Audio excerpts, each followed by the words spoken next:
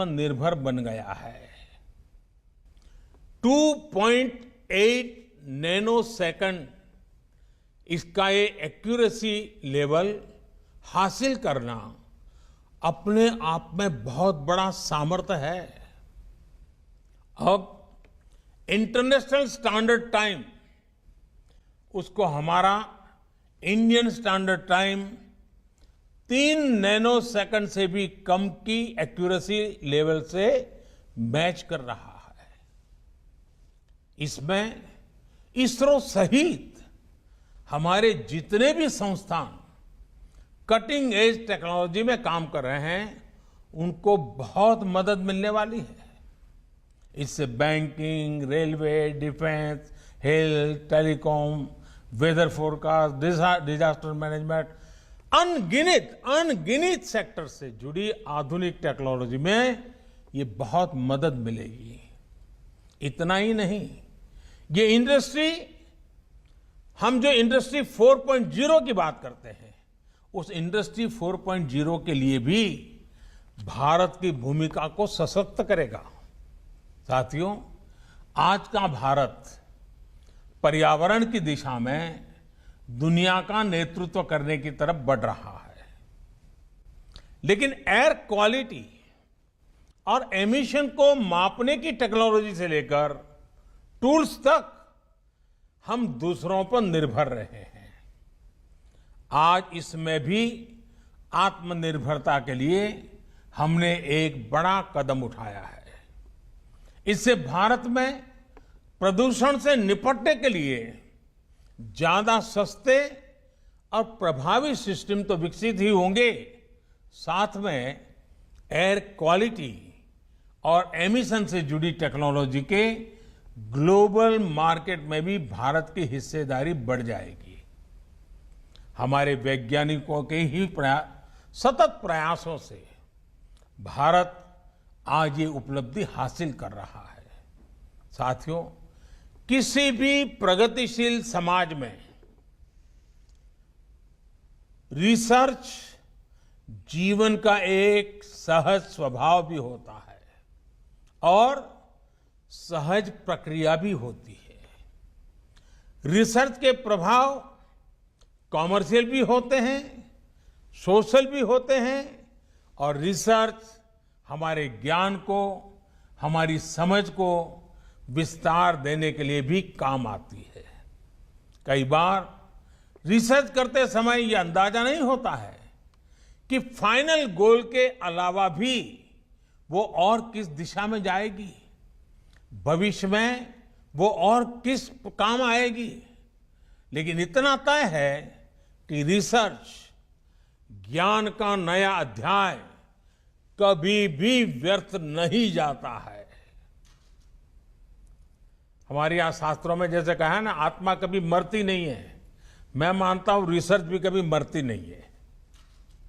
इसलिए मैं ऐसे कितने ही उदाहरण हैं, फादर ऑफ जेनेटिक्स मेंडल के काम को पहचान कब मिली? उनके जाने के बाद मिली। निकोला टेस्ला के काम का पोटेंशियल भी काफी बाद में दुनिया पूरी तरह समझी।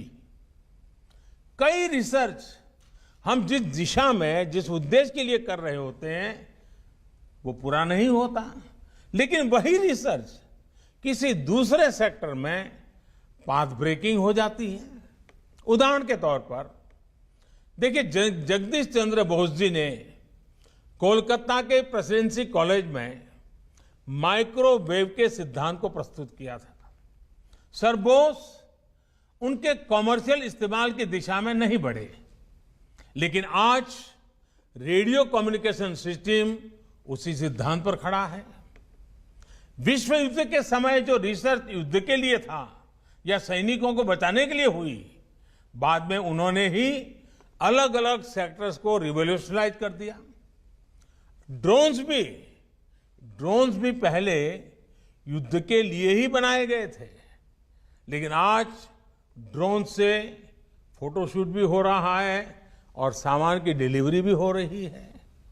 इसलिए आज ये जरूरी है कि हमारे वैज्ञानिक, हमारे खासकर युवा वैज्ञानिक रिसर्च के क्रॉस यूटिलाइजेशन की हर संभावना को एक्सप्लोर करें।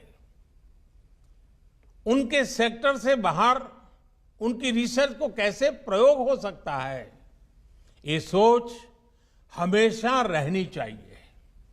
साथियों, आपकी छोटी सी रिसर्च कैसे दुनिया का भविष्य बदल सकती है, कई उदाहरण हैं दुनिया में। अगर बिजली का उदाहरण ले ले, आज जीवन का कोई ऐसा हिस्सा नहीं है, कोई पहलू नहीं है जहां बिजली के बिना गुजारा हो सके।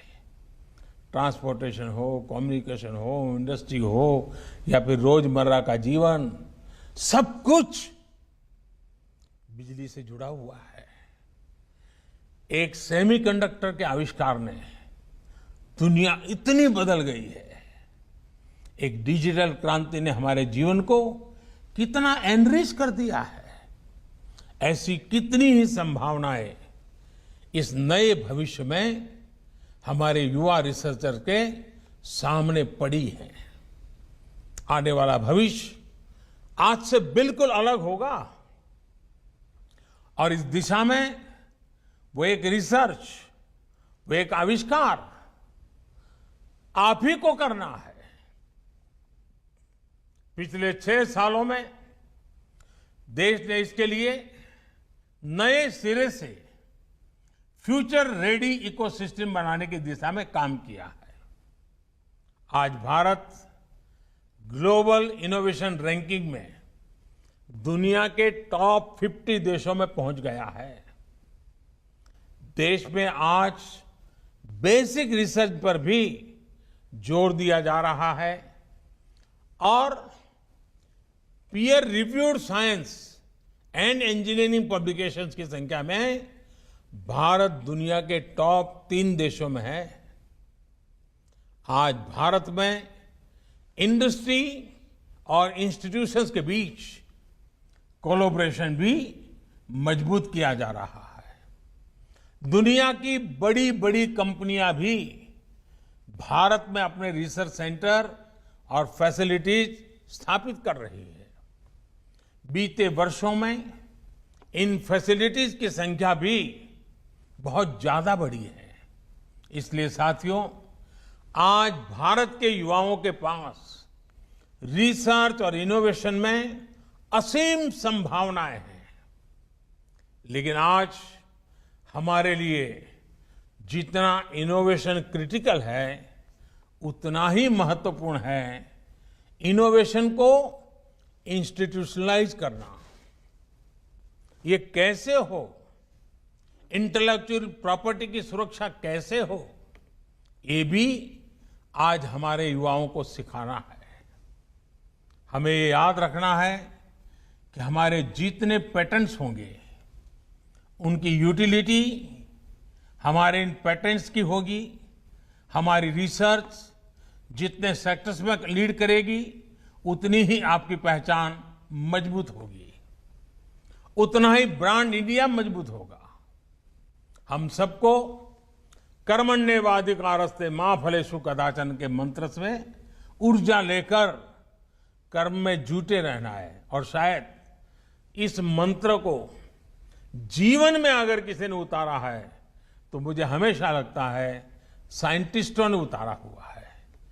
उनका यही मन रहता है, वो लेबोरेटरी में एक ऋषि की तरह तपस्या करते रहते हैं और कर्मण्येवाधिकारस्ते मां फलेषु कदाचन, कर्म करते रहो, फल मिले या न मिले वो लगा रहता है। आप सिर्फ भारत की साइंस और टेक्नोलॉजी के एक कर्मयोगी नहीं है, बल्कि आप 130 करोड़ से ज्यादा भारतीयों की आशा और अपेक्षाओं की पूर्ति के भी साधक है। आप सफल होते रहें, इसी कामना के साथ आपको नए साल की फिर से बहुत बहुत शुभकामनाएं देता हूं। बहुत बहुत धन्यवाद। धन्यवाद प्रधानमंत्री जी आपका। आत्मनिर्भर भारत के लिए जो तो प्रधानमंत्री नरेंद्र मोदी दरअसल यहाँ पर जब पहुंचे तो कुछ खास बातें वो कहते हुए नजर आए। जैसे उन्होंने कहा कि मेक इन इंडिया की तरफ देश बढ़ रहा है, हम क्वालिटी हमें सुधारनी होगी, तभी हम आत्मनिर्भर भारत की दिशा में आगे बढ़ पाएंगे। उन्होंने इस बात का जिक्र भी